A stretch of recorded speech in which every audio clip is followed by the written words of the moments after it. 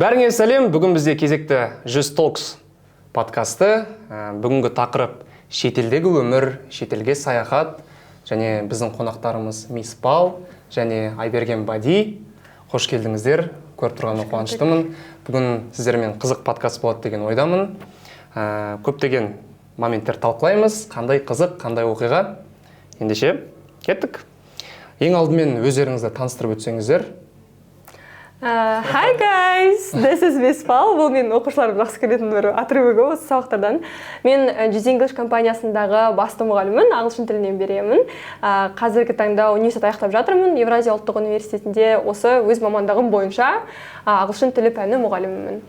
Тамаша. Сәлем достар, есімім Айберген Бади, 140 білім беру орталығының TikTok контент-мейкерімін. Және де бүгінгі кешке шақырғандарыңызға үлкен рахмет. Қуаныштымыз, подкастты жүргізіп отыратын мен, Темірлан. Университетте оқимын, мен де сіздер сияқты. Керемет сұхбат, құрдаспыз бәріміз. Bir қызық әңгіме дүкен құрамыз деген ойдамын. Жақсы, енді біз ағылшын дейміз. Ағылшын деңгейлеріңіз қандай? Апай, сіз бастайсыз ба? Бастайын. Мен ағылшын тілін 2-ші сыныптан бастап үйреніп келе жатырмын. Қазіргі таңда 14 жыл болған екен ағылшын тілін үздіксіз үйреніп келе жатқаныма. Деңгейім advanced. Негізі мен деңгейімді айтқанды ұнатпаймын. Себебі әр кезде әрқалай ғой, ол бірақ деңгейім advanced. Yeah, hi guys, my level is elementary. Өзінше болсында. Менің levelім elementary. Еще мен бірген 10-ші класста elementary'ді үйрене аламын, адамдарға elementary'ді үйретіп сатамын. Мен біргенде бір аптаның ішінде 150 мың теңге тауып алатынмын осы карантиннің уақытында. Карантинде бәрінде ақша жоқ, ал менде тогда было. Осылай. Эйросынан пилоты боламын деп сол кезде дайындалғам. Мен кезінде андай сіздің видеоңыз көргем. Қалай еді? Кастингке бара жатқан. Эйросынан, Сол кезде ағылшын керек айтпақшы. Қандай деңгей қажет деді сіздерге? Ол жақта intermediate деді, бірақ менің сөйлеуім кішкене соған жақын деп айтты да. Ал менде грамматика мынандаймын мен грамматикадан, бірақ сөйлеуімден енді кішкене жан салмаймыз десе. Жоқ, негізі күшті ғой. Қанша жерден көп адам мен деңгейім керемет деп айтқанымен, олар сөйлей алмайды, ал бірақ сіз өзіңіз алып кете аласыз ғой. Мен сол больді айтатынмын ғой адамдарға сатқан кезде. Грамматиканы мың жол оқып, әлі дым сөйлей алмайсың ба? Албас ұқсамай маған ке. Это людям зашло. 2000 теңгеден сататынмын. Если что, келіңдер десем, ойнайтамын. Мәселен, негізі үлкен рух керек қой, сен сатуға элементary деңгеймен. Содан кейін еще издеваться еткен ғой менің сыртымнан жаңағындай ағылшын білетіндер, ағылшынша үйрететіндер. Ойбай, қайда сөйлеш көрейік деп ше. Жоқ, негізінде мен ойлаймын то, что істей алу керек маңыз адамдардың күлкісіне, сөзіне қарамай ше. Өйткені адамдарға сен не істедің, не қылдың, қайтенің қызық емес. Сенде қандай результат бар? Бар ма вообще результат? Жоқ па, сол ғана қызық та. Ал қандай жолды өттің, кім күлді, бүйтті сөйді, акасы адамдар қызық емес екен. Осы жол демекші, мысалы, біз ағылшынды көбіне сыртта қолданамыз, шетелде. Қалай? Қанша шетелде болдыңыздар? Қалай болды? Қанша рет болдыңыздар? Өз тәжірибелеріңізбен бөлісіп кетсеңіздер. Айтайын ба? Айта беріңіз, ағайсыз бастыңыз. Айта беріңіз, бұл жақта бір кезек деген жоқ? Мен негізі көп адамдар шетелге барған кезде ол жақтың мәдениетін қарау үшін ойбай түсіріп, мына жерде мынандай адам жатқан деп айтады ғой. Мен үшін тек уақыт өткізу, қаңғу сондай болғанда, білмеймін, мен өзімнің сондай, мен әйтеуір бір жерге сызып кетуге дайын тұрамын. Соңғы 100 мың, 150 мың теңгем қалса да, мен кетіп қала беремін да. Ең маған ағылшын тілінің білгенімнің пайдасы маған Индияға барған кезде түскен. Индияға барған кезде, сосын мен соңғы қайыққа барып едім. Арабский Эмиратыға барған кезде, ол жақта да тоже индустар көп, сол жақта. Өйткені Индияда ешқандай сен индийский тіл білмейсің, олар артық тіл білмей, тек қана ағылшынша болды. Сонда барлығын ортақтастыратын тіл ағылшын. Ол жаңағы Үндістан болсын, яғни Түркия болсын, Араб Эмираттары болсын, вообще. Тіл білмедің ба? Индияда біз өліп қала жазадық. Қазақша айтқанда сондай болды. Индия өте қорқынышты ел. Если сен қасыңа бір гидпен бармайтын болсаң, егер сен турмен бармайтын болсаң, Индия өкінішке орай бір экзотикалық болмаса да, бірақ экзотикалық саған атмосфераны сыйлайды. Және де ағылшынша білмесең, өз ойың жеткізе алмасаң, далада қалып қоясың. Жалпы үндістандықтарды көп кездестіремін, осы бізде де оқуда жүргенде біраз ғой, олардың ағылшындар. Қазақстандағы индустар, олар нандайлар, милашка ше, халялька, они такие, понимаешь, пушистые такие. Вот Индияға бар, көр Индияны. ойбай сен өз-өзіңмен бүйтіп 1 минут тұра алмайсың ғой бүйтіп 2-3 адам жаныңа қаптайды ғой бүйтіп ше вот реально тұрмайсың. Ол жақта слишком адам саны өте көп. Индиядан келгеннен кейін как будто құлағым менің ше андай шум всегда. Вот это вот все. Жақсы, сонда сіз Үндістанда болдыңыз, иә? Сосын атап өтсеңіз. Түркияда болдым, Үндістанда болдым, Италияда болдым, Грецияда болдым, Арабский Эмираттарда болдым, Оман деген мемлекетте. Күшті. Негізі көп адамдардың тізімінен саяхатта Грекияны ести бермейсің, иә, шынымен де, иә? Қалай бұл Грекияға баруға шешімді қалай қабылдадыңыз? Біз сізді тастап кеттік қой жаңа. Жоқ, сізге де келеміз қазір, иә, уақыт бар. Греция өте керемет. Мен оказывается Грецияны недооценивать ететінмін, ше бүйтіп қызық емес деген сияқты. Австрия деген сияқты мемлекет. Мен үшін бір ең қызықты жаңағы Южная Корея деген сияқты әдемі пропиарный ғана жерлер, ал қалғандары не деп. Бірақ Греция ұлы да қызы да ойбай, әп-әдемі ше. Ананың ұлына да сынасың, қызына да сынасың. Такой бойлар нандай. Да, вот это вот Құдай енді берген да, ішті да, сыртты да керемет қылып. Еще ол жақта андай нетседі. Бізде тек Түркістанда ғана ғой, получается, андай тарихи жерлер ше. Ол жақта Афиныда мысалға бір нәрсе табамын, мысалы көшенің бойынан, соны бүйтіп қоршап қояды да, әп-әдемі қылып, андай не қылып қояды да, жаңағыдай. Суретке түсетін экспонат сияқты қылып. И каждый сен жүрген жеріңде сондай, және де андай болады, білесіздер ма? Шетелде government-тің алдында, қалай айтатын еді қазақша government дейсің? Иә, правительствоның алдында, вот этот не бар емес пе? Күзетшілер бар емес пе, былай жасайтын ше. Олар шоуларын көрсетіп тұрады. Шоу емес, даже олар всегда так же делают. Это так интересно, так классно. Керемет тәжірибе. Мен негізі, мен үшін, менің тізімімде бармау керек деген мемлекет бар, ол Индия негізі. Мен білмеймін, бірінші кішкентай кезде стереотип па, білмеймін, сізден сұрағым ғой деймін кейіннен. Мен бармау керек деген мемлекет ішіне бірінші Индияны қойып қойғым, сол жағынан енді білмеймін. В целом мен сіз айтып жатсыз ғой, сіз мен қыдыруға барамын деп, мен барған мемлекеттердің бәріне оқуға барған екенмін. Мен саяхат не екенін білмеген кезде шығып кеттім мемлекет, ең алғашқы барған мемлекет бе? Вообще қызық, мен ең алғашқы барған мемлекетім Америка Құрама Штаттары. Мен айтайын, мен ол кезде 15 жаста болдым. 15 жастағы кішкентай бала, ол жерде түсінбейді не болып жатқанын, қалай әлемде не бар екенін, қандай жаман. 15 жастың өзі work and travel'да 20-21 жастағы қыз-жігіттердің өздері, иә, былайша айтқанда уайымдап барады. Сіз сол 15 жасыңыз. Мен ойлаймын, мен ата-анама мен керек болмағанмын ғой десең сол кезде деп ойнап отырмын. Сол кезде, мысалға мен ең алғашқы барған кезде сол үлкен өзгеріс алып келді маған. Кейіннен бір шетелге шыққаннан кейін сен отырғың келмейді. Сен үнемі жаңа мемлекеттерді, жаңа бір орындарды көргің келіп бастайды. Содан соң менде қызығушылық пайда болды. Қазіргі таңда мен 13 мемлекетте болған екенмін. 13 мемлекетте ауыз толтырып айтқанмен, мен Европаға барған кезде, сол көп бөлігін Европада жүрген кезде сол жақта көрдім. Культурасын сіз айтасыз ғой, жаңағыдай қатты тани алмадым, маған қыдырыс жағы керек деп. Менде керісінше болды.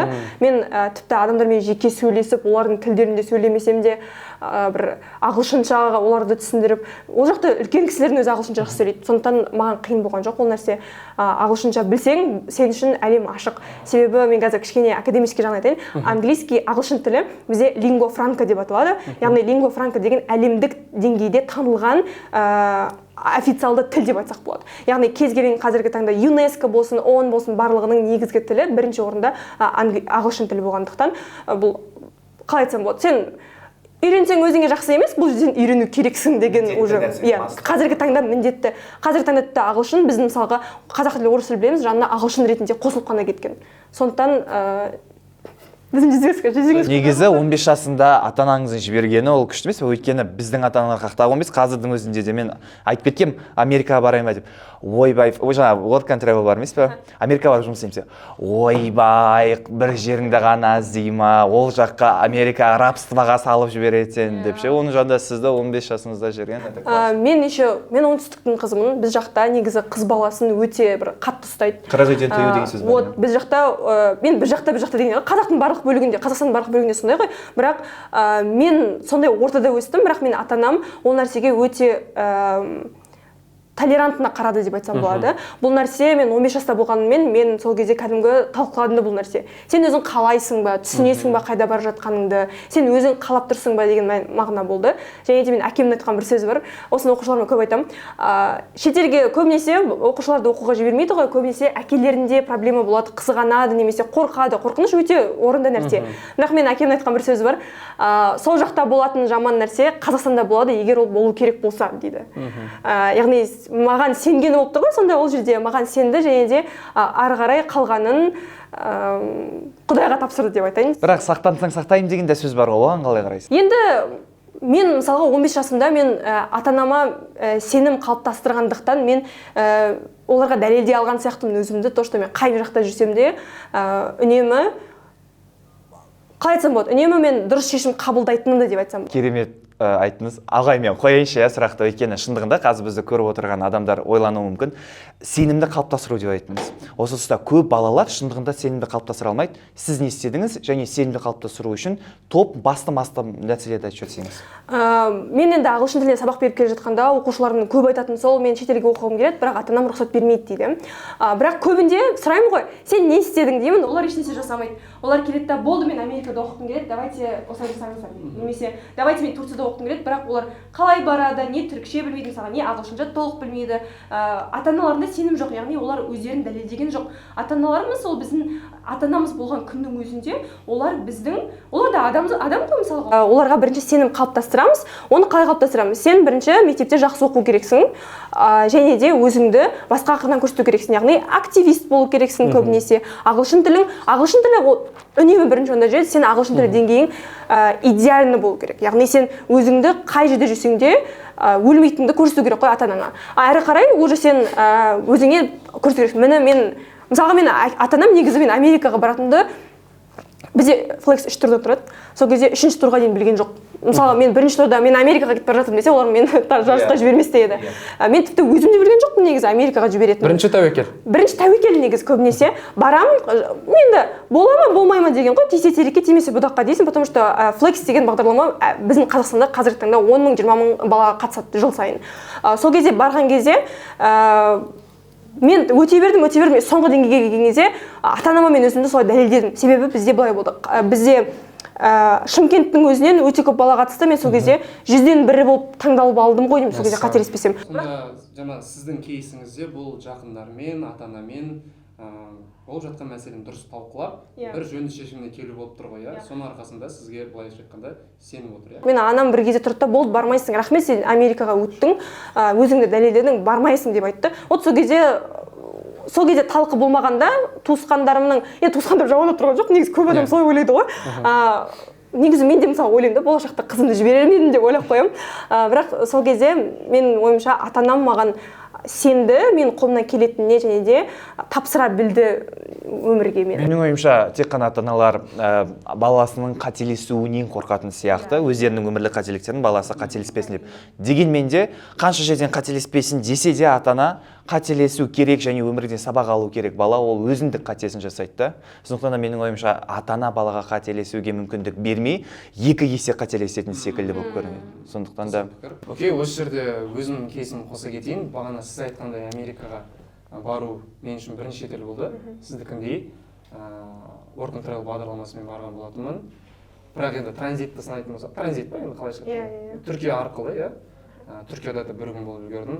Бірақ не дегенмен ұзақ уақыт болған шет мемлекет бұл Америка құрама штаттары болды. Сол кезде енді сіздікіндей болған жоқ. Тапсырар кезде енді алдын ала ата-анамен сөйлесетін анық қой. Бірақ жаңағы сенім демекші, ондай бір мәселе болған жоқ. Жақсы балам, тек алға деген. Мен де сіз сияқты балам болса мен де берер едім. Жоқ, мысалға маған айтатын, шошаңдап бір нәрсеге ертең кетесің. Білмеймін, сондықтан достар, андай кішкене мен сияқты активно шошаңдап қалған балдарға негізі довериені алу қиындау да. Вот кішкене бір андай милашка. Өмір сүріп кетеді, өзіміз. Жоқ, вот именно біз өлсек те өлейін деп жатқан жерімізден тірі қалып қоямыз ше. По факту ағай сияқты адамдар ғой өліп қалатын дейді. Ойнайтам ағай. Жалпы деймін, андай пысық балдар негізі өлмейді. Просто қазақтар андай жылмаң етіп, бірдеңе ұшырап қаласың дейді. Солай.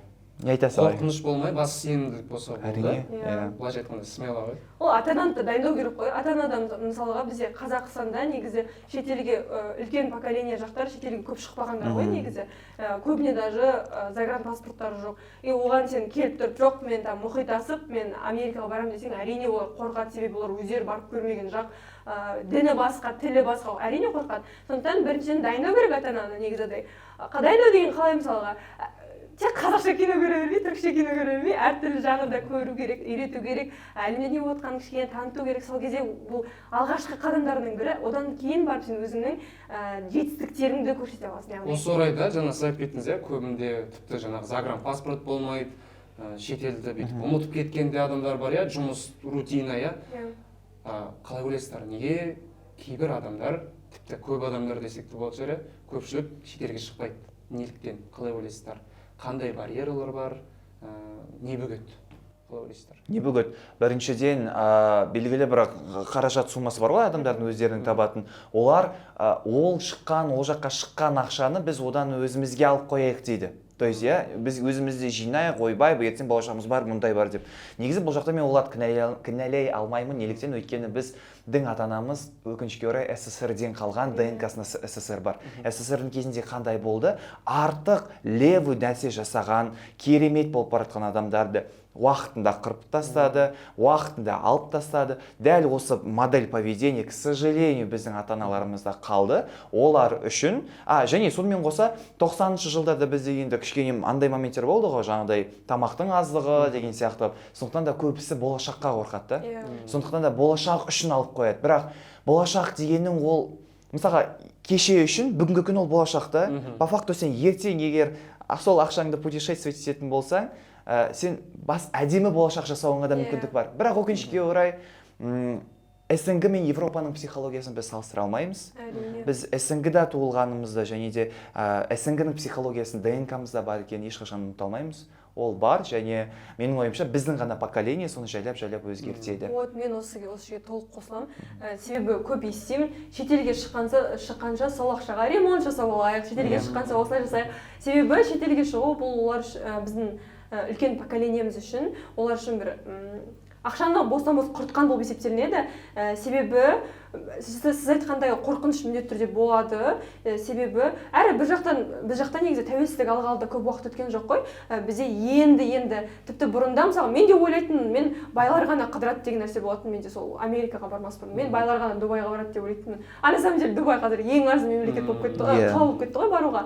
Мен сондай стереотип, мне кажется, әлі күнге дейін бар оларда. Яғни сен бай болу керексің. Яғни барлығы толық болғаннан кейін ғана бара аласың деген нәрсе бар. Ал толық ешқашан болмайды ғой. Ол әр адам болған соң келей бай болсам дейді, бай құдай болсам дейді деген нәрсе бар. Ол жерде дамый өскің келе береді материалдық жақтан, ал мына жақта рухани жағың бір ақсап қалады осы моментте. Осы жерде мен байқаймын, жаңа біздің былайша айтқанда қазір тәуелсіз ұрпақ қой, осы тәуелсіз қазақстанда туған жаңағы ұрпақ, былайша айтқанда шынымен де басқаша қарайды, көбіне ойлайтын зат жаңағы қалдырып қойсам екен, жаңағы бостан-босқа қорққан ақша.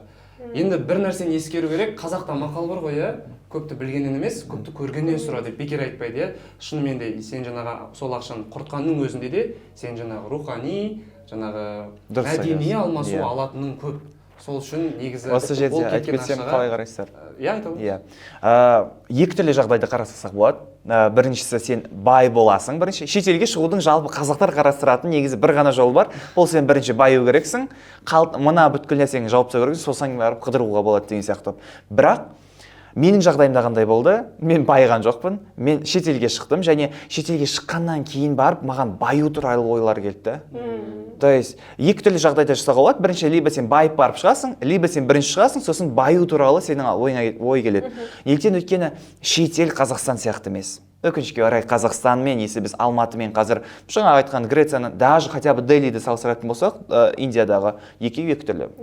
Сонда шетелге шығып бір дәмін татқаннан кейін сондай бір қыдырудың, екінші рет қайтадан қыдырудың демей-ақ қояйыншы, просто жаңа қыдыру дегенде ішінде мәдени алмас, тәжірибе, тіпті жаңа қорқынышты сәттер, сәтті сәттер, бұның барлығын есептегенде, ақшаны не үшін табу керек, Иә. жалпы байлық не үшін керек. өмірдің мәнін ойлап та кететін кездер болады, иә. Мысалға сіз шетелге шықтыңыз ғой, сіз шетелге шыққанға дейінгі Темірлан ол ойбай мен дәлелдеймін, мен керемет екенімді бүйткен сөйткен деген ойлар болатын болса, вот ақша тапсам барлығы мені уважать етеді деп. Ал сіз шетелден шығып келгеннен кейін сіз ойлайсыз, нет, не так. Вот оказывается, мен ақшам болса, мен мынандай нәрселерді көре аламын. Оны көру арқылы адам жай ғана көрмейді ғой. Ішіне қаншама гормондар кетеді, адам бақыт бола бастайды. Ол жаңағыдай тағы да көргісі келеді. Сонда бір рет барып шығып келсең, келесіде саған үлкен стимул болады, иә? Стимул болады. Өмірлік не болады? Мақсат. Керемет. Ендеше, негізі жақсы талқыладық деп ойлаймын. Жаңағы сұрақты енді тілге орайлайық, иә? Ағылшын тілі, иә, біздегі ағылшын тілі, жаңа Қазақстандағы және шетелдегі ағылшын тілі қандай қызық бар. Енді шетелдегі ағылшын дегенде біз нақты Америка құрама штаттарындағы ағылшын емес, жаңа Ұлыбритания ағылшын емес, мысалы Грекия болсын, Үндістан болсын, Түркия болсын, жалпы ол жақта әр жерде ағылшын басқаша, иә, тіпті international English деп айтады, иә. Жаңағы осы қалай ойлайсыздар? Қандай айырмашылық бар шетелдегі мен Қазақстандағы ағылшын арасында? Негізі саяхатқа шыққан кезде сен көретін ағылшын мен оқуға барған кезде сен көретін ағылшын екеуі екі түрлі. Сіз сол саяхатты айттыңыз, мен сол оқуды айтайын қазір. Жақсы. Мен Американы айтпай қойық, бірақ мен бірінші Америкадан кейін оқумен барған Испанияға бардым. Испанияда мен бір семестр оқып келген болатын. Сол кезде мен салыстыра алдым осы нәрсені. Себебі мен Қазақстанда ЕНУ-да мен барлық пәндерімді ағылшынша оқимын. Бізде яғни ағылшын группасы. Мен тіпті Қазақстан тарихын ағылшынша өткенмін ЕНУ-да. Сонда мен көре алдым қалай айырмашылығы бар екенін. Бізде Қазақстанда ешкім эмоция көрсете алмайды. Сөйлеген кезде барлығы бір ереже ретінде сөйлейді. Мен осы нәрсені байқаймын. Яғни сен мысалға екеуміз сөйлесіп отырған кезде мен не ойлап отыратынын түсінбедім. Мен бір түрмен эмоция көрсете алмайды, ішіндегісін толғата алмайды. Бірақ шетелде мен Европаны қарастырайын енді қазір. Европада эмоция бірінші жүреді. Яғни олар тіпті эмоциясын өз тілдерінде көрсеткенімен ары қарай ағылшынды алып кетеді. Олар үшін грамматика маңызды емес негізі. Олар грамматиканы негізі барлық грамматиканы толық білу керек. Мен осы негізі жүзеңшіде осы тарқататын бір нәрсем деп айтамын, грамматиканы сен білмей сөйлей алмайсың, бәрібір грамматиканы білу керек, база болу керек ол нәрсе. Себебі сен сауатсыз боласың. Ал Қазақстанда қазір көптеген екі айдың ішінде сені advancedке жеткіземін деген курстар өте көп. Олар сөйлеуді үйретеді, бірақ ол ешқандай да advanced емес. Себебі advancedті білетін адам ол академиялық жағынан өте сауатты сөйлеу керек. Және жаза алу керек, иә? Әрине жаза алу керек. Тіпті қазір почтаға жаза алмайды, почтаға мысалы. Поштаның негіз поштаға жазудың өзінің бір сыпайы түрі де болады, иә? Әрине, мен мысалға мен де оны Америкада жүргенде үйренбегенде, мен кереметпін, қазақта жаман деп тұрған жоқпын. Маған повезло деп айтайыншы, мен 15 жасымда мен әлі ес білмей тұрған кезде солай көргенім маған негізі шынымен повезло. А то мен де отырар едім, там sent from iPhone деп астынан шығады ғой мәселесі. Сол нәрсе. Бірақ енді, например, мен Европада көргенде балалар өте сауатты, яғни грамматикасына түңіліп қарайтын болсаң, олар біледі. Олар оны грамматиканы ойланып отырған жоқ, так мен мына жерде артикль қолданбай демейді. Қалыпта келеді ол артикль, ол нәрсе емес. Бірақ олар бірінші эмоцияға мән береді, кейін не айтып жатқандарына мән береді. Стильге мән береді. Мысалға сен екеуміз дос ретінде сөйлесіп отырған бір бөлек, мұғаліммен сөйлескен бір бөлек, сырттағы адаммен сөйлескен бір бөлек. Hey, what's up деп сырттағы ағайға немесе сөйлеу этикасы да, иә? Сөйлеу этикасы бірінші орында деп ойлаймын мен. Тіпті body language бар ғой біздегі. Мысалға мұғалімнің алдына келген сен осылай сөйлей алмайсың, бірақ досыңның арасында олай бұл қалыпты нәрсе, иә. Body language ол жақта дамыған, ал бір жақта body language көбінесе дамымай қалғанда. Body language. Yes. Мен фамилиям Бадила. Анау эмоция демекші, бір қызы жаңа акцент бар ғой, қатты біле аламыз шетелдіктерден, себебі жаңа эмоция арқылы, иә, мысалы итальяндықтар мен испандықтар сөйлеген кезде бірден ажыратуға болады, иә, испандық сөйлеп тұр, итальяндық. Себебі жаңағы ағылшын тілі өздерінің туған тілі емес қой олар үшін, иә, кейбірлеріне болуы мүмкін, бірақ енді испан, итальян өздерінің сөйлеу мәнеріне, иә, өздерінің туған тілінің былайша айтқанда табиғатына салып сөйлейді, иә? Мен балаларыма көп айтамын, олар акцентке қатты мән береді, дауыстарын өзгертіп жүреді, ол негізі дұрыс емес. Сен әр мемлекеттің өзінің акценті болады. Сен тіпті, например, Ұлыбритания мен Американы алған күннің өзінде екі түрлі ағылшын тілімен сөйлеседі. Шынымен бізге бір қызық ой естігем, біз ағылшын тілін үйреніп жатқан кезде университетте бір мұғаліміміз болды, ол кісі айтты, ол кісі өзі шетелдік, айтады, мен байқаймын біреулерің там британ ағылшынымен сөйлегілерің келеді, біреу американ ағылшынымен сөйлегілерің келеді, бірақ ең бастысы сендер ұмытпаңдар, сендердің ағылшындарың бұл Kazakh English дейді. Иә. Яғни Иә. өзіңнің табиғатыңа сай, мысалы, иә, қалай сөйлейсің, сол норма. Себебі, мысалы, Аустралияда басқаша сөйлейді, жаңағы Үндістанда, иә, өздерінің ағылшын акценті бар. Сол үшін, егер сенде Kazakh English болса, онда тұрған ештеңе жоқ. Келісесіздер ме? Иә, бір айырмашылық қарау керек. Pronunciation, произношение ол басқа нәрсе, акцент ол басқа нәрсе. Произношение сен яғни сөзді дұрыс айта білу керексің. Мысалға, кітап бук деген сөз сен бак деп айтып қойсаң, ол акцент емес, ол сенің өзіңнің қателігің. Ал егер сен оны бк деп айтпай, просто бук деп айтып, қазақша айтсаң, ол нормально. Оны сен түсінеді, қайда барсаң да. Бірақ осы жерде бір қызық бар. Мысалы, ағылшынша түсініксіз акценттер көп. Акцент диалект, мысалы, индийский акцент. Глазго бар, иә, мысалы, Scottish акцент дейді, иә, мысалы, Шотландияның акценті бар, иә, көбі түсіне жетпейді. Және мына Ливерпуль қаласының Scouse акцент бар, иә. Маған ең жек көретін акценттер бірі. Маған қатты ұнайды. Түсінбегендіктен айт. Андай тыңдаймын да, және жаңа астында разборын қараймын ғой. Мәссаған, тіптер сөздерді де алмастырады екен. Сол үшін акцент деген бұл негізі бір жалпы бөлек тема, иә?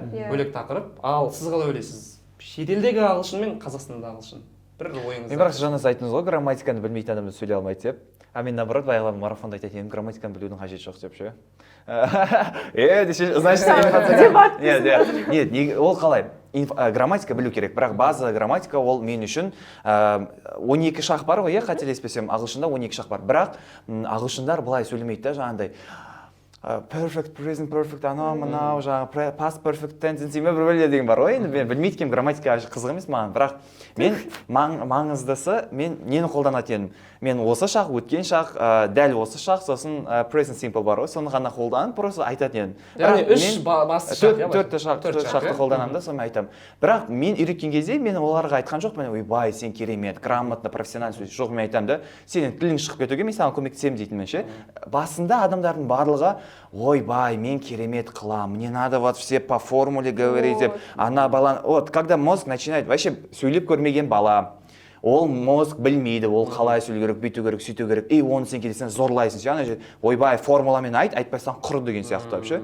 Сен хотя бы әкеш ана суды деп біз айта саламыз ғой, сол сияқты. Алып келші, екі сөздің қосындысы. Хотя бы сен water, give me water деп айтсаң да, әйтеуір сен ойың жеткізсең де, ана тілді сен жеткізген сайын, ана адам түсінген кезде, нифига себе дейсің ше, андай сенде уверенность пайда болады. А после этого ол андай, я хочу быть грамотным деген нәрсе, ол уақыт өте келе. Сені тіпті нете, жаңағы сенімділік қой бұл жерде, иә? Сенімділік. Басында сен сенімділік, миыңа кішкене болсын, хотя бы андай дәмін татқызу керексің ше, вот сөйлеген кезде қандай. Содан кейін ғана барып, ми білген кезде, оказывается, классно. Мида уже екінші уровень басталады. А здесь я уже хочу быть грамотным. Ана нені білесіздер ме? Сезімді. Шетелдік сені күшті түсінген кезде бір ішінде күшті сезім болады. Бүйтіп қаласың. Еще сондай видеоға түсіресің ғой, сторис басаң. Байқамай тұрсың ғой шеттен. Еще әдейі білетін жаттап алған сөздеріңді айтасың ғой ше. Солай акцентпен күштілеп айтып қаласың, сол сәтті түсіріп аласың. Және мен ойлаймын, жаңа эмоционалды өте керемет, өте жақсы ой, потому что көбінесе акцентті жоюға көмектесетін ол эмоционалды сияқты болып көрінеді. Өйткені қазақтар әдейі салады, мысалы present perfect деген сияқты ше. Present perfect десең де бір кішкене әдемі жеткізуге болады ғой ше. Мысалы, I'm sorry дегеннен гөрі I'm so sorry десең де примерно андай кетеді. Сондай. Ал харизма да өте маңызды Айберген Баде, иә. Солай. Одан кейін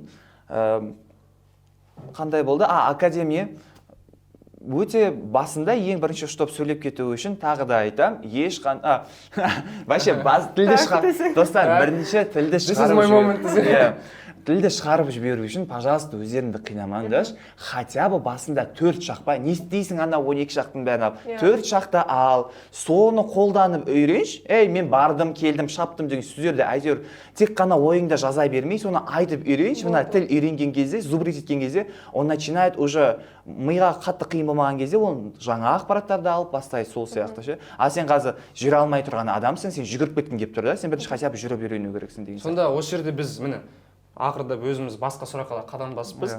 Жаңағы шетелде еркін сөйлеп жүру үшін қандай ағылшын тілі керек дейді. Мысалы, айтып отырса, басы бір дәмін таттыру керек, иә, миға. Бірақ мен шетелдік сөйлеуін көрмеппін.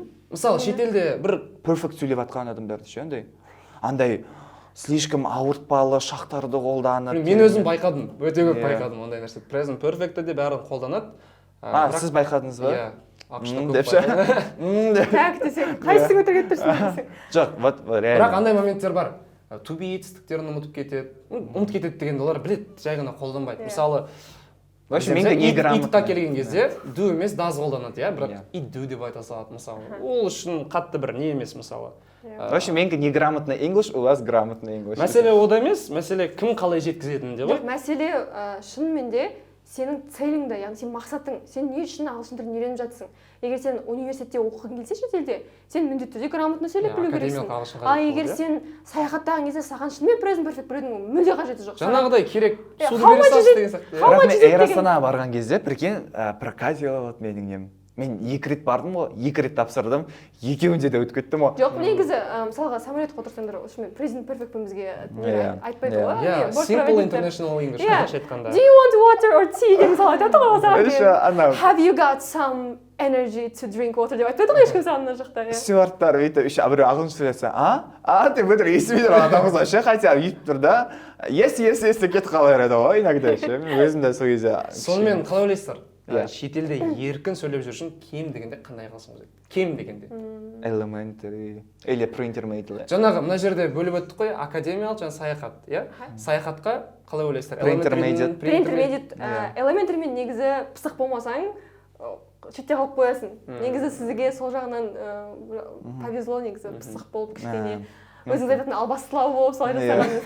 Сосын жестті қосасың ғой, ит деп қойып. Солай нәрсе. Жоқ енді өлімсіреп жүрмін дейсің ғой, кішкене бір жестті қосып бір кішкене. Әрине жаныңда үнемі телефоның болады, қарап аласың керек сөздерді.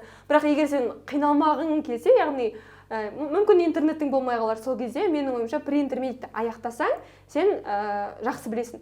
Мен бұны неге айтып отырмын? Себебі мен жүзенгішті сабақ берген кезде біз силабус жасаймыз ғой, яғни сабақтарға elementary сабақ жоспары, иә. Сабақ жоспарын жасаймыз, кешірім сұраймын. Сол кезде бізде сіз айтқандай elementaryге біз ешқандай ауыр тақырып бермейміз, бірақ олар өздері сұрайды, апай біз қашан осы тақырып өтеміз дейді. Керек емес, қазірше қоя тұр. Take your time. Иә. Бұл жерде даже ми қабылдамайды ол информацияны. Қабылдағанда ұмытып та кетеді оны. Себебі бізде қазақ тілін үйренген кезде бірден там шылауларды үйреніп кеткен жоқпыз ғой бізде мысалға. Жүру, бару, әкел, бер деген сияқты сөздерді үйрендік, кішкентай кезімізде. Бұл да сондай. Сен әлі бөпесің, elementary деңгейде сен әлі енді тай-тай басып жатқан бөпе боласың. Сен тұрасында маған мен бүгін далаға шыққым келеді деп айта алмайсың сен, дұрыс па? Далаға дейсің, бітті, қалғаны түсіне ма, түсінбей ма, ол саған байланысты. Иә, шетелде саяхаттауға менің ойымша, енді мен жақсы деңгеймен бардым ғой енді, бірақ сонда саяхаттауға pre-intermediate аяқтасаң, күшті болады, қиналмайсың ешнәрсе. Ал академиялық ағылшынға қалай ойлайсыздар? Бір қызық ситуация айтып берейінші, айтып алыңыз. Академиялық ағылшын. Мамандыққа байланысты. Егер мысалы шетелге, егер былайша айтайық, мысалы бізді көріп жатқан аудиторияның кейбірінің мақсаты шетелде оқу болатын болса, оларға кем дегенде қандай ағылшын қажет? Себебі IELTS-пен де түсіндіріп өтсек болады, себебі IELTS-ты да қажет етеді көптеген университеттер. Кейбірі 5 сұрайды, 5-те 5 сұрауы мүмкін, 6 тіпті 7-7-5, иә? Мысалы бізде не бар? Лига плюша бар, иә? Оларды атап өтсе болады. Қалай ойлайсыз? Менің ойымша, егер университетке барсаңыздар, upper intermediate аяқтап бару керек. Себебі біріншіден, егер сен деңгейді айтпай қойып, өзіңе сенімсіз болады. Егер сен мысалға интермедиатты бастап жатып, универге тапсырсаң, сен уже қорқасың.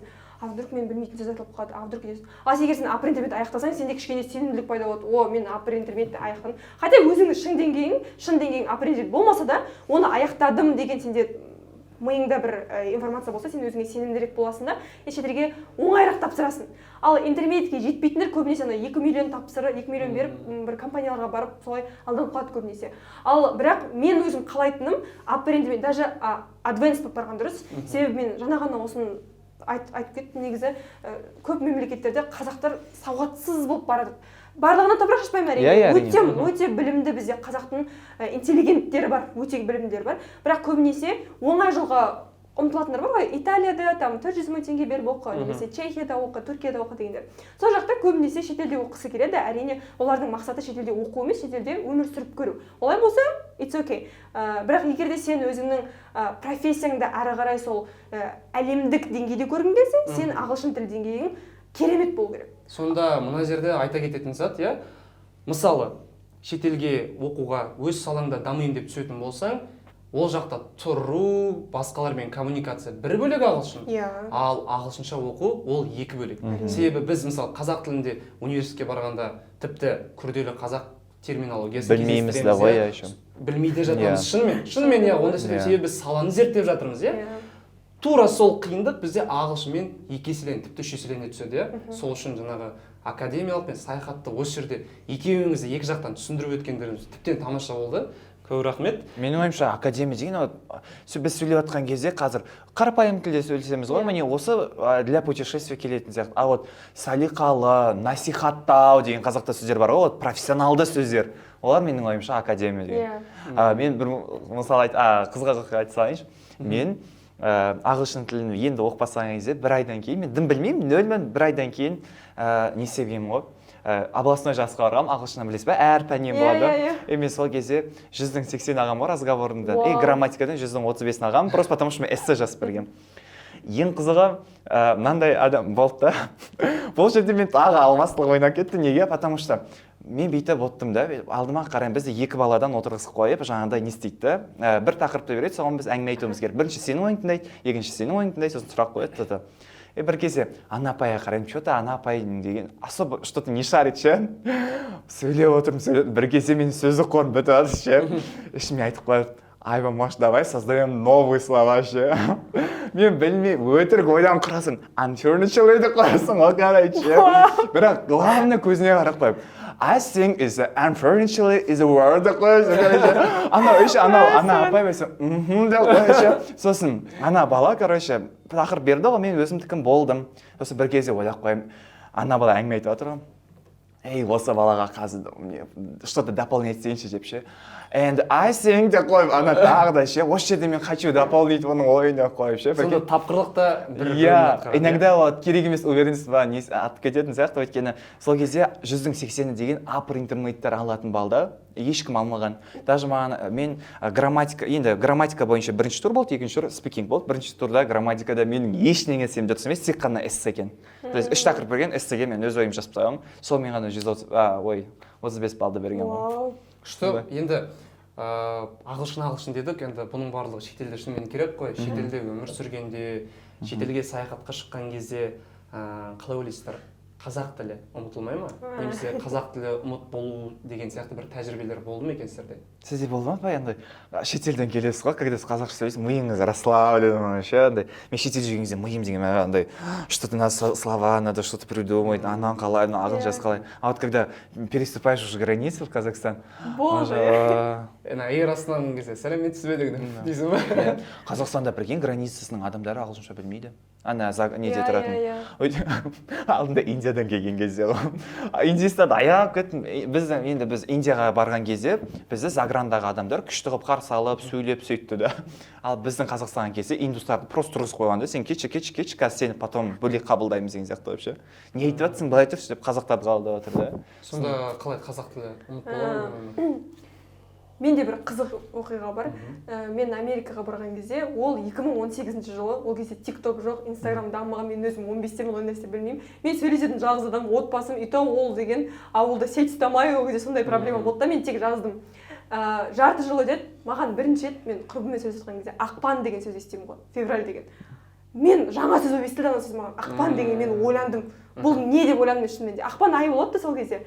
Ақпанның бірдеңе дейді, андай что-то не то болды да менің миымда. Мен бұл сөзді білемін, бірақ бұл не деген сияқты нәрсе болды. Кәдімгі денем бір қорқынышты болып кетті. Тітіркеніп кетті ма? Иә, андай. Мен кейін барып февраль деген кезде мәссаған мен ұмыттым ба деп ойлап қалдым да. Ол нәрсе бірақ енді менде мүлде қолданбағандықтан қазақ тілін.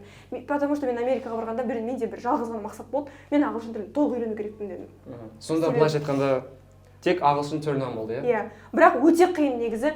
Мен енді мысалға оқуға барған кезде бір семестрға, бір жылға барам. Ол кезде жаныңда егер қазақша сөйлейтін адам болмаса, мен мысалға Испанияға жалғыз бардым. Мен тұрған қалада қазақтар болған жоқ мүлде. Сол кезде мен қазақша ешкіммен сөйлесе алған жоқпын. Былай эмоцияңды көрсетіп сөйлесе алған жоқпын. Жаңа сіз айтып жатсыз ғой, былай демаласың деп. Эмоцияңды өз тіліңде көрсеткің келеді, бірақ көрсете алмайсың. Неге? Себебі сен аудару керексің да, бірінші так. Қуанасың, так аудару керек осы сөз дейсің да, кейін барып уже эмоцияң қашып кетеді, оған жақта жүреді уже. Бірақ осы сәтте бар ғой, мына аудару керек деген. Мен ойлаймын, енді бізде Қазақстанда көбі қазақ тілінде, орыс тілінде жақсы біледі ғой. Кешіріңіздер, мен ештеңе етпейді. Що жаңа айтты ғой, эмоцияңды қазақша біле алмайсың деп. Мен Индияда жүрген кезде мә жыныма тиіп кетті ше. Опа, жынынан ұрысқанмын қазақша ше, мә еріма дейіп ше сол кезде. жоқ жақсысы қазақ тілі қатты дамымаған тіл ғой. Жының келіп тұрғанда it's okay дейсің да қалған қазақша ұрасың да ары қарай кете бересің. Қамшы қақпасын ондайсың айта алмайсың.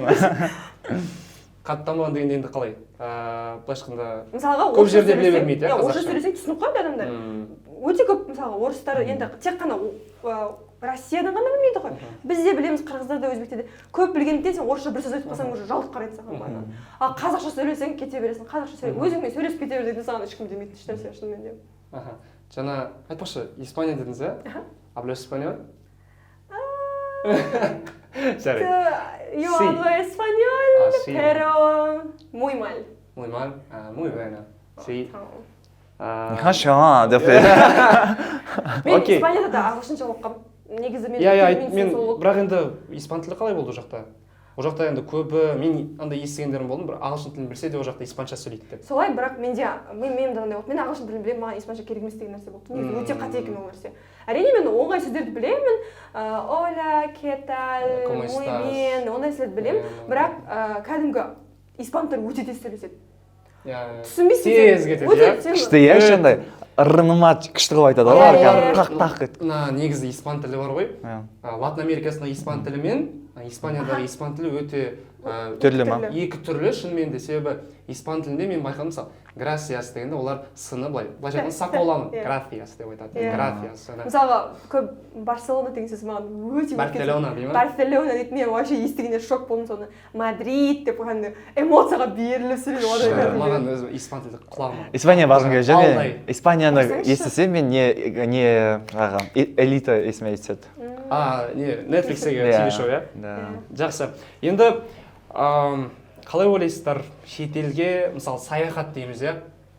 Айберген Бади, бұл сұрақ көбіне, бұл сұрақтың жауабын көбіне сіз білесіз деп ойлаймын. Сіз енді айтыңызға көбіне академиялық жақпен барын деп, саяхат жаққа қанша ақша кетеді? Қандай қаражат керек, қандай сомма керек демалысқа?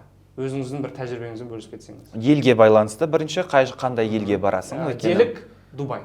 Дубай ол өте арзан. Дубайға егер сен қыста баратын болсаң, мен айтқым келеді, горячий турмен кетіп қалсаң болады. Өйткені ол жақтың ішінде барлығы бар. Самолетың да бар, отелің да бар, осындай. Бірақ дегенмен де өзің баратын болсаң, әрине Wizz Air деген компанияны қолдану керек. Wizz Air деген біздің Fly-Arsenal да бірақ негізі төмендеу. Олар лоукостерлар, иә? Иә, лоукостерлар, иә. Тек тамақ, сервис керемет болмаса да, бір жерден екінші жерге жеткізеді. Қуат кеше мен неде Wizz Air-да келатсақ, қасындағы бала мені ауырып келатты да, кәдімгі дірілдеп бүйтіп ше. Ана бала айтады, ауырып жатырмын деп айтып, мен айтамын, бермен кел, ауырып, мынау ил деймін ғой, енді тілім жетпей жатыр ғой. Сосын айтамын, оған дәрі бер десем, мынау медикал ма сондай екен ғой ағылшынша. Сенде дәрі бар ма дейді ғой, қасымдағы досыма ше. Сенде дәрі бар ма, қайда ішіңіз дейді. Мен айтамын, соны білмей тұр едім, менің өзімде дәрі жоқ екен деп ше. Мен деген қойып қалғым келді. Еще индейцы ғой, мен ана Индиядан кейін, осыдан кейін мен андай халықаралық не туғызып жүрмеймін ба, типа андай Индиядан кейін мен білмеймін қандай ше, уже мені реально андай бүйтіп қысады ше, индустар ше, вот реально говорю. Но Wizz Air деген компанияны қолданса болады. Одан кейін отельді Booking деген сайттан қолданады, как обычно. Booking.com. Иә. Сомаға келетін болсақ, қысқаша жобалап 250-300-ден басталады. Дубай. Иә, енді нормально. Дубайдың өзіне жүру де бар ғой. Иә. Дубайдың такси шешіп алады кеміңді жаңа. Жоқ, егер де мысалға мен де академиясымен барғанмен, мысалға мен Европада, Испанияда оқығанмен, мен 6 мемлекетті сол Европада көрдім ғой негізі. Айтсам болады. Сіз кішігірім Еуротур жасадыңыз, иә? Иә, мен барлығын өзім ұйымдастырдым. Ол кезде ешқандай тур болған жоқ, себебі турларды Қазақстаннан алып келеді ғой олар. Сұрайды олар миллион сұрайды. Менде ондай ақша болған жоқ. Мен мысалға алдын ала 2 ай бұрын мысалға бір Европаға кіріп алсаң, ары қарай уже өмірің тегін. Оп-оңай болып қалады саған. Автобусты ал, автобус 5000 теңге, 3000 теңгеге автобус бір мемлекеттен айдалада бір мемлекетке барасың. Ол жерде айтып өтетін сәт, мысалы қашықтық, иә, өте жақын. Мысалы, Астана мен Алматы, былай қарап отырсаң, Париж бен Брюссельден алса, мысалы, жобалап айтқанда, иә, немесе там Австрияның бір қаласы мен Германияның оңтүстігінде бір қаламен алатын болсақ, иә. Сол үшін қашықтық аз болғандықтан тіпті Тегін билеттердің де, өзі мен мысалға енді студент болғандықтан біз саяхаттарды бірнеше ай бұрын жоспарладық. Сол кезде 2 ай бұрын мен Испаниядан Италияға 5000 теңгеге самолетқа билет алдым. 10-15 мың теңге. 5000 теңге мен үшін, мен даже Қазақстаннан 5000 теңгеге даже пойызға ала алмайсың даже. Енді ол жерде олар жаңағы Еуропадағы болғандықтан, иә, сондай мемлекет. Иә, билеттер өте арзан болып тұрады. Әрі енді сен ол жаққа барғанда рестораннан тамақ жемейсің ғой, сен бюджетіңе қарай барасың. Негізі тіпті тамақтың өзінде 3000 теңгеге бір отырғанда 3000-5000 теңгеге отыруға болады. Былайша айтқанда қарның да ашпайды, жақсы тамақтанып, қыдыра аласың. Қыдыра аласың. Мақсатың не мысалға? Егер сен мақсатың қаланы толық көру болса, сен таңнан кешке дейін сыртта жүресің да, саған отель маңызды емес. Отельде спасы бар ма, отельдің бассейні бар ма, ешқандай маңызды емес. Ал егер хостел болса да жарайды. Мен мысалы хостелдерде тұрғанмын. Европада хостелдер өте жақсы дамыған, тіпті біздің Қазақстандағы отельдерден де жақсы деп айта аламын мен негізі. Айтпақшы, Airbnb деген нәрсе бар ғой. Оған сенуге болмайтын сияқты. Бірақ менің таныстарым Airbnb-ді көп қолданды. Ол қателеспесем андай, үйлер, бірақ мысалы сіз делік мысалға берген, сен тұрасың бір үйде, сіз жаңа бір үйде тұрасыз, бос бөлме бар, соны былайша айтқанда сожитель сияқты қылып па? Бүкіл үйді де бере салады. Квартираны солай да бере салады. Бірақ Airbnb деген сайтта мысалы ішінде жаңа түрлі функциялары бар. Бірақ мен Bookingпен қолдандым. Мен ол жерде айта салайыншы, Airbnb өте қауіпті деп айтсам болады. Себебі сен қай үйге бара жатқанын білмейсің. Қандай районда тұрғанын білмейсің. Кез келген адам үйін қоя салады ол жаққа. Әдемі фотосын қоюы мүмкін, үйге келген кезде сен бардақ болып жатқан. Ожидание реальность. Болады. Мен сондықтан Airbnb соңғы вариант ретінде ғана қарасам. Мен де сөйткем, айтпақшы, Airbnb-ден де тұрдым да, қауіпсіздік жағы қалай болады екен, жаңағы былайша айтқанда үйдің иесі қандай болады екен, жағасың ба, жақпайсың ба, оны кім біледі, сол үшін де тәуекел етпей Bookingтен бір арзан болса да бір берекелі, бір комфорты бар хостелді алған жөн көрдім. Бір $20, $30 үстінен көбірек төлеймін, қауіпсіздігін де ойламайсың. Жаңағы сұрақты отта шететіп кетейікші, турмен барған дұрыс па, турмен емес қалай барғанда қанша ақша кетеді деген сияқты. Менің ойымша, жаңа сіздердің әңгімелеріңізге қарап отырып, мен мынандай шешім қабылдадым, то что сенің баратын маршрутың популярный маршрут па или не популярный маршрут па? То есть егер популярный маршрут болатын болса, Дубай, Турция, Пхукет болатын болса, турмен обязательно бара салыңыз, өйткені Таиландқа ақша өте аз болады, өйткені олар слишком популярны и адам саны өте көп, ақшасы аз. Топпен жүресің. Ал егер сіз Европаға барғыңыз келсе, бұл популярны емес қой, енді оған көп адам бара бермейді. Онда Европаға бір түсіп алсаң болғаны ғой, сосын ар жағынан кете бересің. Мен естіген болатынмын, неге түсу керек бірінші деп ше, чтобы жоқ. Стамбул? Жоқ. Скажите еще. Прага? Жоқ. Париж? Жоқ. Мадрид? Барселона? Бір қалаға барсаң, визамен саған оңай болады дейді. Короче, бір қалаға кіріп алсаң. Жоқ. Варшава өте қиын визасы. Құралай ханның қызы оқыған который деп ше. Венгрияның несі қандай бір қала? Будапештке. Будапештке бір кіріп алсаң болды.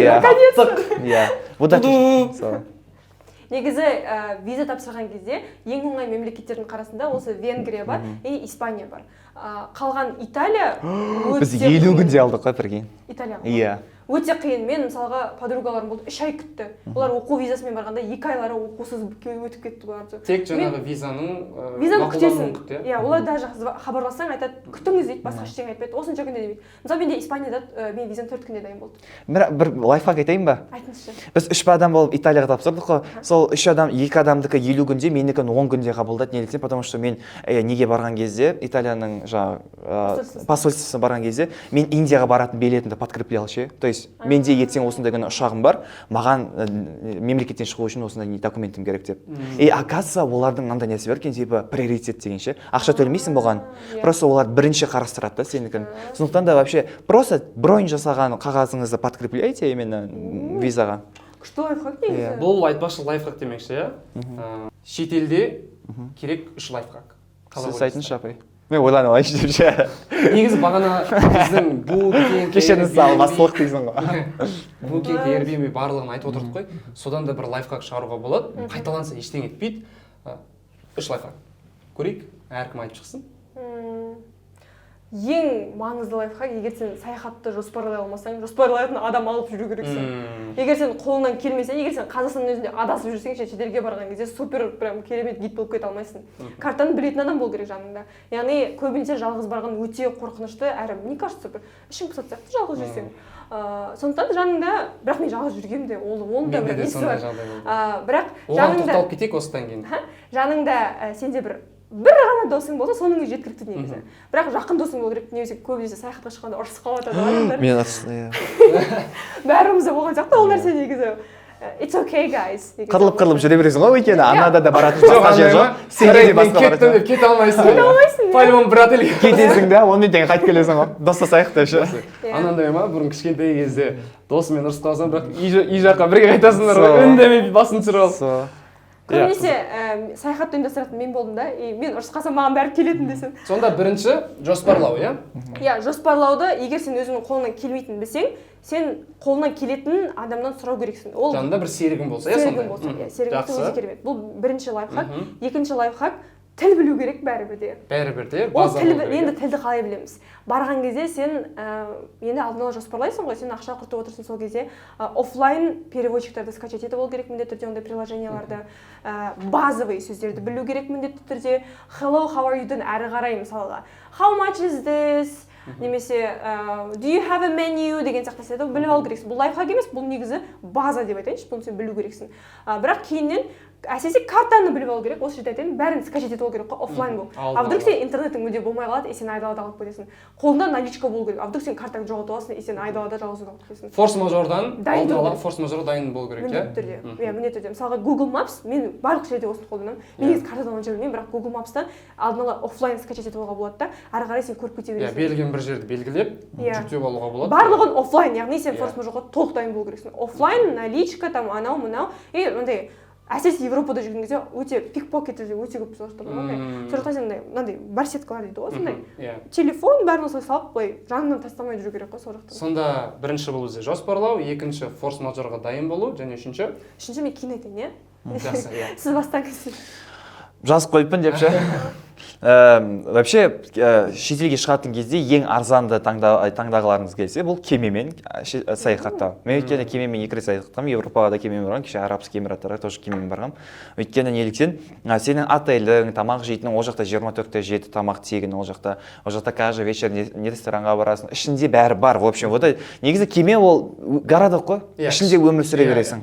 Болды. Круиз лайнер. Сонымен барсаңыз өте арзанға шығады. Маған көп адам сұрақ қойды, сен қанға бересің, потому что так получается. Осылай. Екінші, роуминг. Қазақстанда обязательно роуминг жасап келдіңіз. Ол жаққа барып белгілеу сим-карта алудың ешқандай қажеті жоқ. Бірақ ол жаққа барып алған сим-карта более выгоднее еді, чем егер роумингқа қарағанда. Иә. Бір қызығы, егер ұзаққа болып бір тариф қосып алсаң, ол жақта кейін қалып қалуы мүмкін, қолданылмай, иә. Сол жағы болмаса, әйтпесе уақытты анықтау керек қой. Туристический месталардан алу қажет емес, солар қымбат болады. Уақытты анықтау керек. Сіз если ұзақ уақытқа баратын болсаңыз, окей, ол елдің сим-картасын алсаңыз болады. Егер сіз аз ғана бір 7 күн, 5 күн болатын болса, go to роумингті жасап алыңыз. Роуминг ол сіздің өзіңіздің сим-картаңызды просто интернетті басқа мемлекетте де қосып береді. Одан кейін жолдан ешқандай такси ұстаудың ешқандай қажеті жоқ. Өйткені олар саған асыра сілтеп айтуы мүмкін. Uberді, сондай сол жергілікті Яндекс сияқты нәрселерді қолдансаңыз болады. Себебі олар жаңағы километражды әділетті бағалайды. Әділетті бағалайды. Зафиксированный бір ғана цена. Ана жақта сен отырасың бүйтіп, ойбай қанша шығады, мен ақшам жетемін. Бізде попуткалардың бағасын шамамен білетін болсақ, ол жақта бағаларды білмеуіміз мүмкін. Сондай кезде бізге көмек болатын Uber және тағы да басқа қосымшалар, иә. Обязательно жүрген жеріңізді фотоға түсіре салыңыз, өйткені айфонда фотоға түсірген кезде қай жерде түсірілді, сол несі тұрады, местоположениесі. И когда вы не знаете, куда возвращаться вам, вы просто откройте галерею, зафиксируйте место, откуда вы вышли, и сол жаққа бара қоясыңдар. Потом наличка, деньги всегда. По факту, хотя картамен болса да, либо айфонның несімен, картасымен де Apple Payмен төлей беруге болады. Бірақ Apple Pay жасамайтын жерлерде всегда андай мысалы не сувенирлер алғың келетін жерлерде өкінішке орай надо оплачивать именно нелермен, наличкамен. Хотя бы $100 просто осылай 40 000 теңге, соны аудара салыңыз наличка қылып, и соны алып жүріңіз. Это вообще классно. Каспи банк негізі барлық жер жұмыс жасайды екен. Иә, Каспи. Мен мысалға қайда барсам да банктан карта ашқан жоқпын, себебі Каспи жасайды. Apple Pay'да менде неде бар? MasterCard Apple Pay'да жасайды, а Каспи сол жақта жасайды. Бір қызық жаңағы лайфхакқа қоса кетейін, иә. Менің ойымша ең керек және маңызды нәрселердің бірі барар жер туралы зерттеп білу. Бұл да бір үшінші лайфхак ретінде. Иә, бұл шынымен де өте керек нәрсе, себебі біздің мына жақтағы өзіміз ұстау моделіміз ол жақта басқаша көрінуі мүмкін. Себебі бұл шынымен де 180 градус басқа мәдениет, басқа тіл, иә, оларда енді әр алуан жағдай болуы мүмкін. Сондай нәрселерге де бұл да форс-мажорға жатқызуға болады шығар, бірақ жатқызғым да келмейді, себебі шынымен де, иә, алдын ала зерттеу, ол жақта қандай жағдай болып жатыр, соңғы жаңалықтармен таныс болу, себебі кім біледі, иә, неше түрлі жағдай болуы мүмкін.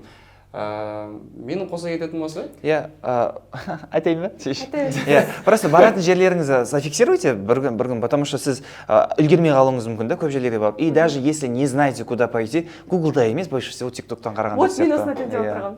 Мен қай мемлекетке, қай қалаға барамын, былай бірінші жазамын мысалға Стамбул, things to do немесе places to go демеген маған 10-20 шақты видео көресің, и соны Google картаны ашасың. Google картаны ашқан кезде, сол мысалға, допустим, Галата Tower, Галатаны жазасың да, и Галата шығады, и ана жақта сохранить деген нәрсе болады. Сохранить басқан кезде открыть папку деп тұрасың да, Истанбул деп папка ашып қоясың, сол жаққа бәрін жинайсың. Қандай күшті осы. Мен всегда осылай жасаймын. Себебі картаны ашқан кезде, мысалға Галатаның жанында тағы не бар, соған бүйтіп былай бара аласың. Ал егер сенде тек қана тізім болса, а вдруг сен Галатадан кейін, например, басқа бір Айя София мешіті, ал оның арасы там бірнеше километр. Оның арасында жаңағы бір жаңағы күшті жерді, көрікті жерді ұмытып кетуі мүмкін, иә. Және бұл да бір ақша, уақыт, иә. Өте керемет. Рахмет көп. Мұнан мен өзіме алып аламын. Лайфхак, иә. Это классно. Мен де жаңағы тізім жасайтынмын, бірақ андай емес, жолай емес. Басқаша жасайтынмын. Бірақ жаңағындай видео көру бар ғой. Сонымен қарайтын мен, там 10 places in New York you should visit. Себебі түсінесің, мысалға видеоны көрген кезде мынау саған керек па, мысалы. Мен өзім негізі музей көретін мемлекеттер болады, музейге баруды қажет емес мемлекеттер болады. Мысалға, мен көбінесе Турцияда жүргенде музейге барған жоқпын. Себебі маған андай атмосферасы ондай нәрсені создавать еткен жоқ. Бірақ мен Римде жүрген кезде, Парижде жүрген кезде мен музейден шыққан жоқпын. Неге? Ол жақтың өзі атмосферасы сондай болды. Білесіз бе, мен Римға қанша бардым? Ненің уақытында бардым, жаңа жылдың уақытында. Олар неге дайындалады? Рождествоға дайындалады. Ода один домада бар, ол жақта енді музыка жоқ қой, бірақ сен наушнигі қойып қойсаң, Jingle Bell, Крисмас маркеттарға бардыңыз ба? Иә, еще мен алып келдім, мен 3 апама алып келдім анда нелерді. Күшті қылып орап берді ғой, еще новогодний вообще, олар андай күшті қылып орайды ғой, әп-әдемі сондай қылып. Это классно. Енді олардың бір мәдениетінің бір бөлігі ғой бұл да. Пиццаның иістері шығады Италияда, корейцтер жүреді ол жақта. Корейцтер өте көп жүреді, байқадыңыз ба? Иә, корейцтер. Абу-Дабида өте көп екен. Айтпақшы, осы шетелде өзіміздің тәжірибеде, өзіміз көрген шетелдер, шыққан мемлекеттерді атап өттік. Енді мынандай сұрақ. Қандай мемлекетке бару, саяхаттау, аралау жоспарда бар? Осы туралы айтып кетсеңіздер. Сіз айтыңызшы. Южный Кореяға, ақш-ға, Мальдивыға, Испанияға, Францияға, Швейцарияға барғым көргім келеді, Японияға барғым келеді, Ресейге барғым келеді, Екатеринбургқа. Осылай, білмеймін, маған андай бір басқа мемлекеттер бар ғой. Африкалық мемлекеттер. Африка барғым келеді, көргім келеді. Бірге барайық. Үйреніп барған жоқсыздар ма? Апай зато мен фото-видеоға түсіріп жүрмін күшті. Мен күшті гид болып беремін. Вообще баратын кезде нормально фото береді. Мынау мәдениетіміз таныстырпайды, әп-әдемі. Сізде қандай жоспар? Мен қызық болуы мүмкін, мен кішкентай кезден бастап, мен осы уақытқа дейін барған мемлекеттермен ешқайсысын армандаған емес екенмін қазір. Мен ешқайсысын армандаған жоқпын, ол үлкен негізі, қалай айтсам болады, мүмкіндік қой маған берілді, көп адамға бермейді. Мен оған шүкіршілік етемін ол нәрсеге, бірақ мен барғым келетін бір жер бар. Мемлекет деп айта аламын ба оны? Мен Антарктидаға барғым келеді. Бірақ бұл менде андай bucket list деген бар ғой. Яғни сен қатты жасағың келеді, бірақ сен оны прям оған талпыну керексің деп айтады да. Bucket listінде ол менде бірінші тұрады, әр жылы қойылады ол нәрсе. Бірақ мынандай ғой, Антарктидаға бару үшін сен самолетпен ұшып бара алмайсың ол жаққа, сен Аргентинаның оңтүстігінен ба? Иә, бірінші сен оңтүстік Африкаға барып аласың, оңтүстік Африканың төмен жағындағы ол жаққа баруға да біраз ақша кетеді ғой. Тұрасында ол жаққа жаңағыдай круизға отырасың. Экспедиция сияқты ма? Экспедиция болады. Ол кәдімгі бүйтіп жатпайсың, сен кәдімгі қарайсың там, нені жаңағыдай судың түрлерін көреді ше ана жақта. Ол ең минимальный бағасы 7 миллион теңге ана круиз. Сондықтан бұл менің bucket listімнің топында тұр. Барған соң мен былай по полному көргім келеді, мысалға жақсы бір болады ғой, номеріңде кәдімгі судың астында көріп жататындар, сондай болғым келеді. Не дейміз енді, арманыңыз орындалсын? Қорқамын өліп қаламын ба деп Антарктида. Мен вообще жүзе алмаймын ғой. Мен де қорқамын өліп қаламын. Өлсем жақсы сияқты сол жақта десең арманым орындалады. Андай моменттер болады ғой, Инстаграмда, ТикТокта видео шығады, нелері бұзылып жатады ғой. Иә. Сосын андай не тұрады, цунами вообще. Киттан. Пингвин қашып бара жатады. Неден жаңағы. Қойшы мен көргім келеді, мен китті де көргім келеді. Біз көрдім, мен көрдім. Көрдіңіз ба? Иә, Оман деген мемлекетте көрдім. Оман? Иә. Ала секірген кезде ме күшті. Акаса китті қалай алып келу керек екенін айтайын ба? Кеме айналу керек екен. Андай қалай Фрикция тудыра ма, былай иә, айтқанда? сондай тудыру керек екен, чтобы оны шақыру үшін ше. А былай кит келмейді екен, көре алмайсың сен оны. Ол просто так секіре салмайды екен, акаса оны бүйтіп. Бірақ Кит Антарктидаға деген стоп, мен ойбай, Дельфин ба? дельфинді көрдім қақта. Ойлап Бәсе. қойып, Оман жақта қандай кит бар? Стоп. мен сені Жоқ, негізі ол жақта бар. Мен китті де сұрағанмын, бірақ ол слишком ары жағында адам бармайтын жақта. Ойбай, керемет қылып әңгіме айтып отырмын ғой. Бәсе ойлап қоямын, кит. Жоқ, ақпарат енді жетті да маған. Жоқ, ана бір тектес тұқымдас екенін біліп отырмын мен, бірақ информация до последнего дошла только что. Сонда сізде жаңағы тізіміңіз Антарктидамен аяқтала ма, әлде бар шығар еді тағы? мен осы уақытқа дейін көбінесе исторический жерлерде бардым. Енді мен табиғат жаққа шыққым келеді. Экзотика Мен, аралайсыз ба біраз? мысалға мен жаңағыдай Вьетнам деген жаққа барғым келеді, бірақ ондай турмен емес, бір өзім барып, бір рюкзакпен солай жүргім келеді. Мен қазір бір агентство бар, Sweet Travel деген, өте қымбат анау агентство, неге, бірақ андай көп таралмаған жерлерге апарады. Мысалға Африкадағы мемлекеттерге, там арыстанды көретін мемлекеттерге мен барғым келеді. Мен негізі өте қорқамын. Мен ондай істерден өте қорқамын, бірақ барғым келеді. Сол жақтан, мне кажется, өліп кетсең де арманым болмайтын сияқты. Күшті. Сіз ше ағай? Мен қатты барғым келіп, көріп, аралап, саяхаттап көргім келетін мемлекет, ол Исландия. Вау. Жалпы скандинав мемлекеттер бар ғой. Финляндия, Норвегия, Швеция, Финляндияның, жалпы Скандинавияның солтүстігінде Лапландия деген жері бар, иә. Данияда Копенгаген, сонымен қатар Бразилияда Рио-де-Жанейро. Класс. Как раз фестиваль уақытында барсаң күшті шығар. Фестиваль уақытында барған. Ол не фестиваль? Үлкен карнавал фестивалі. Карнавал болады ғой. Анау Риода деген фильм көргенсіз ба? Жоқ. Қыс туралы. Иә, керемет фильм. Сол айтпақшы, содан кейін бір керемет ғашық болдым сол Рио-де-Жанейроға. Сонымен қатар қарап көріңіздер, Фарер аралдары. Ол күшті жер, пейзаж десе толы. Енді керемет тақырып туралы сөйлестік деген ойдамын. Сіздерге көп рахмет. Қалай жалпы талқынады ма сіздерге? Күшті. Керемет болды. Иә. Сіз де күшті комфортный адам екенсіз. Рахмет. Достасаламыз әлі? Давайте достасақ. Да, жүріп қойды. Бәріміз дос болайық. Мен мына ортада негізі жаңадан отырғаннан баста ойладым, қысылатын шығарым, там әңгіме айта алмайтын шығармын деп. Бірақ ұнады, сіздердің орталарыңызда мен өзімді комфортно сезіне алдым. Give me please your Instagram. Of course I'll give you. Oh my gosh. Біз ағылшынша стреляем, достар. Уже практикуем, знаешь. Жақсы, ендеше көп рахмет. Бүгінгі подкастымыз өте сәтті әрі қызық, әңгіме дүкендерге толы болды деген ойдамын. Бізбен бірге болған Миспал және Айберген Бади, сіздерге көп рахмет. Осымен бүгінгі подкастты аяқтайық. Өз мәресі жетті. Ағылшын үйренейік, шетел аралайық, шетелге шығайық. Керемет мүмкіндік, керемет тәжірибе. Ендеше, сау болыңыздар. Goodbye. Келесі көріскенше, Annyeonghaseyo. келесі кезекті подкастын күтіңіздер. Bye. Қоштаспаймыз. Ола ма қалай? Ола деген привет, да? Чао. Чао. Чао. Чао, чао.